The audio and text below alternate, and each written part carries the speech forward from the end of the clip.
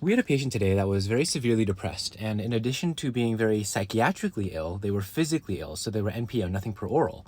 So they can't be taking any antidepressant pills. So then my preceptor asked me, he goes, do we give them liquid antidepressants, even though they're technically NPO?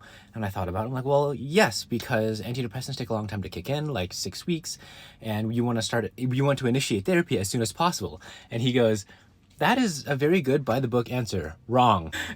He goes, it's gonna take 6 weeks for it to kick in. So starting it now, forcing them to drink this liquid antidepressant or putting it through their IV, there are other things that they have to deal with first that are just more important, more pressing to get their physical health back to normal. So creating circumstances that are undesirable by forcing this sooner than necessary it's not needed. And that kind of got him into an explanation about how the clinical medicine is different from what the by the book sources say. His follow-up example to that was, do you give somebody 2 SSRIs, 2 antidepressants at the same time? And I said, all right, no, because serotonin syndrome. He goes, correct, but wrong. I have all sorts of patients on antidepressants, 2 antidepressants at the same time.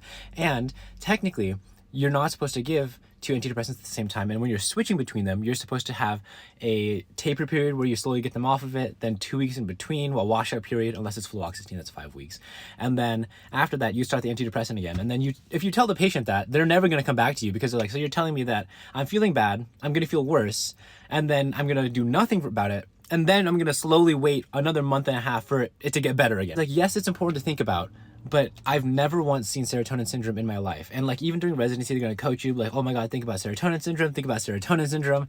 And then when it gets to it, it's just, you're never going to have to actually see it very much. And although you need to be aware of it, it's really not a constant consideration like that. And he was like laughing. He's like, it's kind of like when you're a kid and you think that, oh my God, I'm going to have to deal with quicksand when I'm older, and you never have to deal with quicksand. I was like, yeah, like sharks too, right? And he's like, yeah. I'm like, funny enough, I've had to deal with both of those. I've never been in a shark attack, and I did actually fall into quicksand, but it was just funny that I had to deal with that. And he's like, wow, Dakota, you've really lived life. In case you're wondering, I was surfing and a 6-foot shark jumped out of the water next to me and then went back in.